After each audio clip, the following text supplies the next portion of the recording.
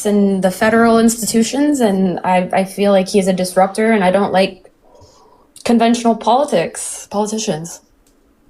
Okay, well, why do you not like conventional politicians? I just think it's all bullshit, and he's kind of trying to break apart the bullshit. Okay, but what's bullshit about it? That nothing ever really happens. Nothing ever really happens for the people. Okay, did you know that there's less legislation that's been passed under Trump's administration than there was passed under the Biden administration? By far? But the policy that was passed under Biden was terrible. Okay, can you give me one policy that he passed that you disagree with? I was hoping you wouldn't ask for a specific policy, but Of course. No, I can't. I have nothing valuable to say. I gotta go. Oh, okay. Then why do you support Trump then? I shouldn't. Okay, all right. It's embarrassing to admit to my family. How's that? My family's all MAGA. How do I admit to them? That you're not MAGA? Well, you convince them using your reason. And the thing is, it's not embarrassing to hold facts to be true, to hold the reason to be true, right? And it's actually embarrassing that they feel like they would feel the need to force you into accepting lies just because you want to fit in, you know? It's not necessarily that they forced me. I feel like at one point I did agree with his politics, and now I feel like he's a piece of shit, but I'm well, you shouldn't feel forced to follow even when you know it's wrong. Like, if everyone's saying 4 plus 4 equals 10, right? Does that mean you have to say 4 plus 4 equals 10? No. No, but my family is so intense about it. I don't know. It's just tough. Well, then I guess it's going to be an intense... I live in the deep South, you know? It's going to be one of those intense conversations then. But that's what happens when you have a moral and a morals and a conscience, you know? Like, you've got to be able to stand up for those. And even when you're going to have, tough conversations like that with family, you still stand on those values because you think that those are the case. And also, you should be able to have disagreements. There shouldn't be this idea that you can't have disagreements or that it's going to be horrible if you end up having a disagreement. Yeah. Alrighty. Yeah, I appreciate it. Thank you for giving me time. Okay. Alrighty, let's go to the next individual. Only do send a guest request if you meet that criteria listed in the TikTok screen. We are just looking for some debates, everybody. If you want to support me, as always, Venmo, PayPal, link tree in the bio, as well as the description of the YouTube. So you can support me over YouTube Super Chat. This will probably be ending up the last person on the stream, I bet. For today, everybody, I'm assuming. Yo, what's up? How old are you? I am 37. And do you support Trump? Currently, yes. Okay, so if the election were held today, Harris versus Trump, who would you rather vote for? Trump. Okay, why do you support Trump? Trump is bringing us back to, how do I say this? Isolated America that's strong America. What he's going to do is he's essentially isolated us, so we have to focus on American infrastructure and rebuilding here instead of outsourcing things. And not only that, with the collapse and isolating us, we'll have to return to essentially a white Christian nation. And I feel like that's what a lot of Trump supporters want. Is that what you want? No, but I feel like that's the current argument. And I feel like making America strong and bringing a bunch of... So wait, to clarify, are you a Trump supporter? Currently, yes. Okay, so and you don't want there to be a quote-unquote formed, forceful white Christian nation, right, based upon the isolation of America. So then my question would be then, is if you think Trump is doing that, why do you support him? Because he's going to bring production here. I feel that he's going to do that. I don't have proof or anything. What if I told you that real domestic manufacturing investment declined every single quarter of Trump's administration so far?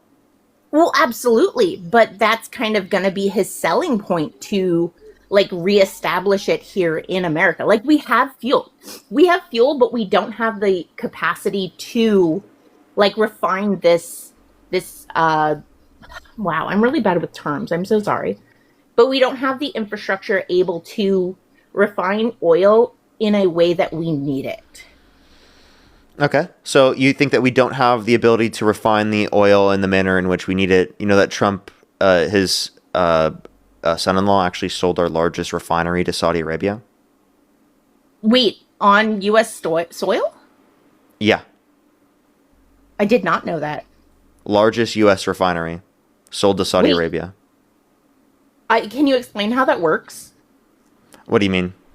Like, if we have the facility, how did we sell it to them? They're going to bring it here. Other countries can buy things within our country. So is it like a business building that they bought? They bought the refinery? Right. So without the oil, So they going to the transferred refinery, ownership are they of the buying refinery. oil from us? What? So you're saying they have this refinery that we just sold to them, right? Yeah. Well, where are they getting the oil for this refinery? Probably themselves. That's Saudi So they're Arabia, going to so import this oil from Saudi Arabia to U.S. soil to use that facility? yeah. That sounds very dumb. Why? Well, because we have oil. We literally produce it. Why wouldn't But we don't. have that I guess facility? we don't produce oil like that, and that's because Trump's son-in-law decided to sell it. If you want to keep it for the U.S., why did he decide to sell it? No, I agree 100%. That sounds ridiculous. Yeah, it's kind of like what I brought it up is I thought you would disagree with it. Okay, I have no more argument. I just felt he was going to bring more production here. Like, But if he's isolating So to us, clarify, but if he's literally decreased real domestic manufacturing investment every single quarter of his administration, what makes you think that there's going to be an increase in that? well, I just feel like if we're isolating, like if he's isolating the U.S. and cutting ties with all of these countries, like what's going to happen? He agreed that he wanted he loves Russia, he loves North Korea, and those are very, I feel, Are you trolling? independent nations. No. You think Trump loves Russia and North Korea? Yeah, didn't he say that North Korean guy was like cool and he was smart on how he did He stuff? calls him Rocket Man. Now he does. He did before as well. Wait, didn't he like Yeah. hang out with him and say Yeah, that he was all did. cool He did, and it everything? went really bad for him. Oh my gosh. I thought that he was taking that like economy idea and bringing it here. And yes, it is an isolation. Like, nobody helps North Korea. Nobody really helps Russia. They do everything themselves. And that was kind of like his long-term goal for the US. Like, in 50 years, I feel like we will be Wait, isn't his right back claims where that like were. we need to like take over Greenland and we need to take oil from Venezuela because Russia and China were getting it? So how can we claim that like he's close with Russia while simultaneously he's arguing that like Russia is the reason why we need to expand our interests around ourselves? I mean, I don't see that in news a lot. That's what he said though. Oh. Well, then I'm wrong. I'm sorry. Okay.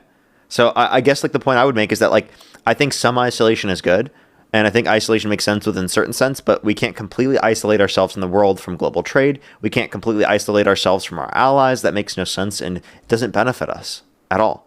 It benefits us to have relationships with our allies.